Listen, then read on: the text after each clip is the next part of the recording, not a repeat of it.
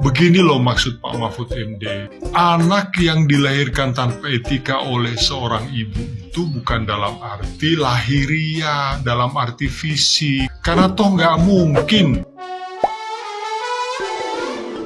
Hola netizen yang tercinta, calon presiden nomor urut 3 Mahfud MD menjelaskan maksud pernyataannya yang menyebut bahwa dosa besar bagi ibu-ibu melahirkan anak yang tidak berakhlak. Pasalnya, pernyataan Mahfud MD itu ramai dikritik netizen yang budiman di media sosial. Mahfud MD menjelaskan bahwa maksud pernyataan tersebut bukan ibunya yang berdosa, melainkan berdosa jika kita membiarkan ibu-ibu tidak mendapatkan pekerjaan yang layak, sehingga tidak dapat mendidik anak dengan baik. Menurut Mahfud MD, ibu-ibu perlu diberikan lapangan pekerjaan yang layak dengan upah yang cukup. Hal ini agar bisa menumbuh kembangkan generasi yang terdidik. Mahfud MD kembali menegaskan maksud pernyataan tersebut adalah agar ibu-ibu diberi kesejahteraan dalam bekerja. Dengan begitu, sang anak pun terdidik dengan baik jika kesejahteraan ibu telah tercipta. Itu konteksnya. Ada yang tanya dalam pertemuan seperti ini, Pak, gimana Pak kalau ibu melahirkan anak tidak berakhlak? Nah, saya bilang ya dosa kita kalau membiarkan ibu itu melahirkan anak tidak berakhlak. Kita yang dosa, bukan ibunya yang dosa. Oleh sebab itu saya katakan ibu-ibu itu harus diberi pekerjaan yang layak. Jangan sampai kerja pagi sampai sore, upahnya tidak layak, tidak dilindungi oleh negara, sehingga anaknya sesudah dilahirkan dibiarkan tidak dididik, kadang masuk ke tempat-tempat gelap dan menjadi tidak berakhlak. Oleh sebab itu kami katakan besok perlindungan ibu-ibu itu dari sudut ketenaga kerjaan akan kita beri perhatian untuk lebih sejahtera agar anak-anak itu bisa dididik dengan baik dan berakhlak. Kalau ibunya sibuk cari kerja serabutan, tidak jelas, upahnya tidak jelas, itu tidak mungkin mendidik anaknya dengan baik. Kan itu konteksnya. Nah, gimana nih menurut netizen yang terhormat? Silahkan berkomentar ya. Mahfud MD said membiarkan ibu melahirkan anak yang tak berakhlak, bla bla bla bla. Lu baca sendiri.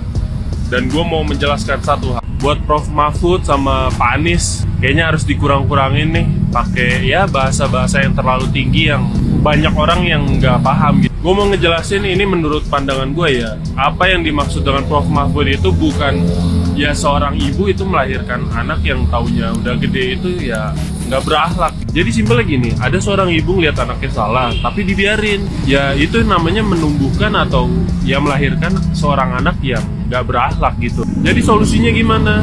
Ya tuntunlah anak itu biar nggak terus berbuat salah, terus melanjutkan apa yang dia lakukan gitu. Ya selayaknya kita tahu seorang ibu itu nggak bisa memilih anaknya yang dilahirkan itu kayak gimana, tapi ya bisa memberikan anaknya akan menjadi seperti apa gitu. Oke, mungkin ini akan menjadi FYP di seluruh social media TikTok good people gitu ya. Tapi please jangan dipotong-potong gitu ya. Tolong didengarkan apa yang dikatakan Prof Mahfud secara full ya. Di sini sebenarnya ada conversations, ada Q&A ya, di mana Profesor Mahfud itu ditanyain gitu ya oleh wartawan gitu. Jadi pertanyaan gini, sekarang ini Prof banyak mama atau mama-mama gitu ya khawatir tentang lahirnya generasi yang minus akan adab, etika, dan generasi yang tidak tahu sopan santun. Nah itu pertanyaannya. Ya jadi kalau sepintas good people cuman dengerin gitu pasti agak emosi pasti ya dengan Prof Mahfud gitu ya, karena kayak semacam judging ibu gitu, karena ibu melahirkan anak itu kan sifatnya sebenarnya controllable ya, bisa dididik, diajarin gitu ya, tapi banyak faktor-faktor yang mempengaruhi atau membentuk anak itu bisa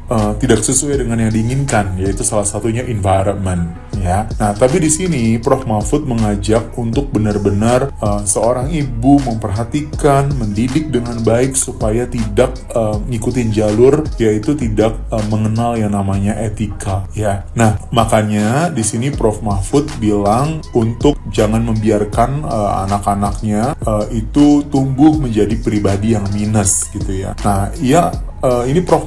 Mahfud menilai kalau fenomena ini terjadi, ibu sudah melakukan atau emak-emak sudah melakukan dosa besar kepada bangsa gitu, karena tidak dapat mendidik anaknya dengan baik gitu ya. Kemudian bangsa ini tentunya kata Prof. Mahfud akan hancur manakala generasi mendatang itu tidak punya etika dan tidak punya akhlak gitu ya. Terus ditambah kata tabrak gitu. Nah, saya nggak ngerti apa yang menstimulus Prof. Mahfud semacam berapi-api gitu ya. I don't know apakah ini masih terkait dengan greenflation kemarin gitu ya, yang nganggap bahwa Gibran tidak punya etika gitu ya. Tapi I don't know ya, tapi please good people, kalau mendengarkan informasi harus utuh ya, jangan setengah-setengah yang pada akhirnya jadi ujar kebencian gitu. Mungkin itu Prof. Mahfud, thank you buat statementnya.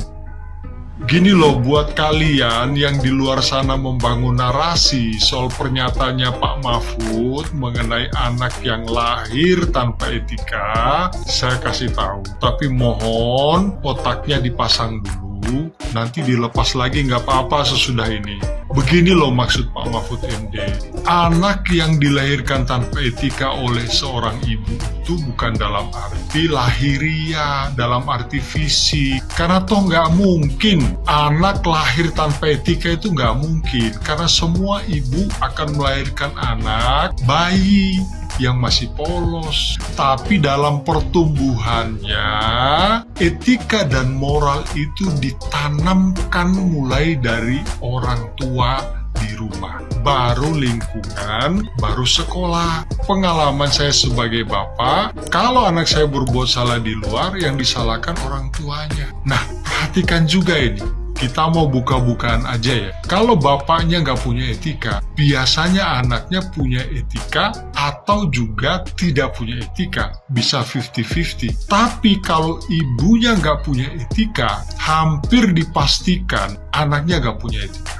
Kita jujur saja. Kenapa? Karena kedekatan ibu kepada anak itu akan sangat lebih menyentuh untuk membangun etika dan moralnya. Oleh karena itu, peran seorang ibu itu penting untuk melahirkan anak, dalam arti merilis, melepaskan anak, membangun anak yang punya etika atau tanpa etika. Oleh karena itu, jangan lama menjomblo, cepat nikah. Oke? Paham kan? Nah, sekarang otaknya boleh dilepas lagi.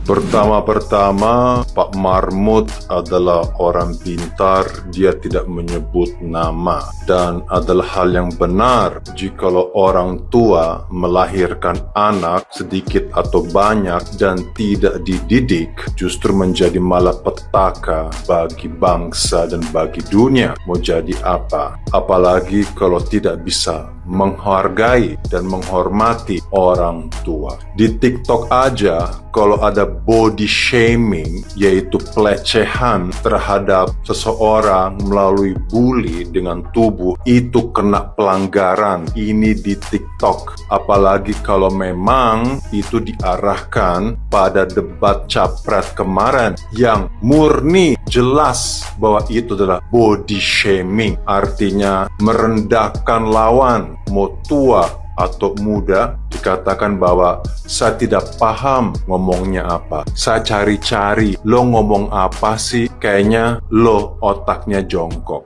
Dan sebenarnya dengan statement itu, sebenarnya kalau memang diarahkan kepada sana, ya menurut saya sama aja anak itu merendahkan bapaknya sendiri. Karena bapaknya telah memilih Pak Mahfud itu jadi menteri dan kerja sama selama 5 tahun. Jadi sama saja dia merendahkan bapaknya karena tidak menghargai, menghormati pilihan bapaknya bahwa Pak Mahfud ini dijadikan sebagai menteri. Jadi itu adalah murni blunder. Tapi dari semua itu saya melihat bahwa budaya negara Wakanda adalah budaya yang paling dengki, ya, yang paling baper, yang paling balas dendam yang luar biasa. Saya pernah tinggal di Italia, di Inggris, di Jerman, di Prancis, dan pernah keliling dunia dan masih keliling dunia. Dan saya tidak pernah melihat bahwa di negara lain itu dikit-dikit itu laporan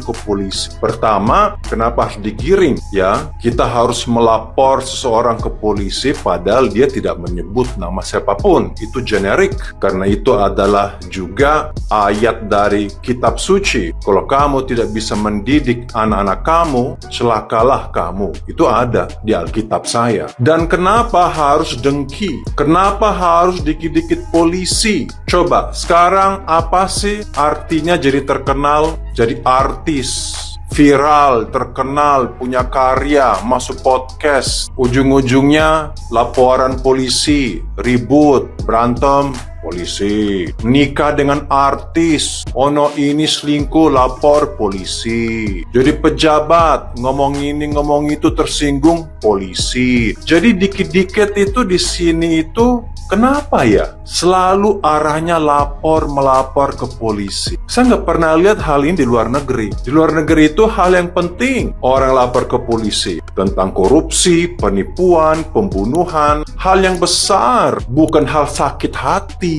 Dan apalagi sakit hatinya ini gak jelas arahnya kemana. Coba selidiki. Makanya saya sangat tidak punya keinginan untuk terkenal dan gak bakal mau juga mau terkenal, mau kaya. Ya, orang berbondong-bondong pengen masuk podcast sana sini. Ujung-ujungnya polisi, ada orang dengki, bongkar masa lalu, masa depan, masa belakang, semua dibongkar. Kita ngomong sedikit yang seolah-olah arahnya ke sana, sakit hati. Jadi adalah negara Wakanda, negara yang paling yang tidak mencerminkan bahwa adalah budaya yang penuh pengampunan, dan kedua, tidak punya agama kali ya. Kalau orang punya agama dan punya iman, gak mungkin dikit-dikit itu lapor, dendam, dan polisi. Apalagi itu hal sepele seperti ini, karena ini adalah nasihat umum. Kalau kamu tidak bisa mendidik anak kamu, lebih baik kamu itu gak lahir sebagai orang tua. Karena anak yang kurang ajar bisa merusak ribuan orang lain. Kalau anak gak dididik, dia bisa jadi maling, koruptor, pembunuh, merusak jutaan orang. Itu adalah nasihat yang umum. Tapi ini diarahkan seolah-olah harus lapor ke polisi. Lagian Pak Mahfud kan sudah mundur dari kabinet, nggak harus juga dipecat. Terus kedua mau dilapor mana? Kan dia nggak menyebut namanya siapa. Jadi seharusnya kalau kita bijaksana, nggak harus menggiring opini. Lapor. Ya gue sebenarnya kalau gue lahir di sini ya, dari dulu pengen jadi polisi sih. Jobnya banyak, tapi saya juga nggak bakal mau proses semua laporan-laporan itu yang dari rakyat. Dan harus juga ada standar. Dikit-dikit lapor polisi. Dendam, sakit hati, bisanya cuman membalas, nggak bawa santai. Apalagi kalau orang itu ngomongnya benar, kita berusaha memutarbalikkan kebenaran itu. Karena di sini yang salah bisa jadi benar dan benar bisa jadi salah. Jadi bertobatlah, jangan jadi bangsa yang mau maju tapi baperan, dikit-dikit lapor, miris dan memalukan. Makanya kayaknya saya pengen pulang aja ya ke Italia daripada di sini ya, di antara orang ODGJ. Di TikTok juga saya lapor polisi, penjajah, bule KW ya, bule nggak jelas pulang kampung, lo nggak kenal saya, lo nyerang gua, dan gua nggak bakal lapor kalian ke polisi karena gua nggak selevel dengan kalian. Sorry ya.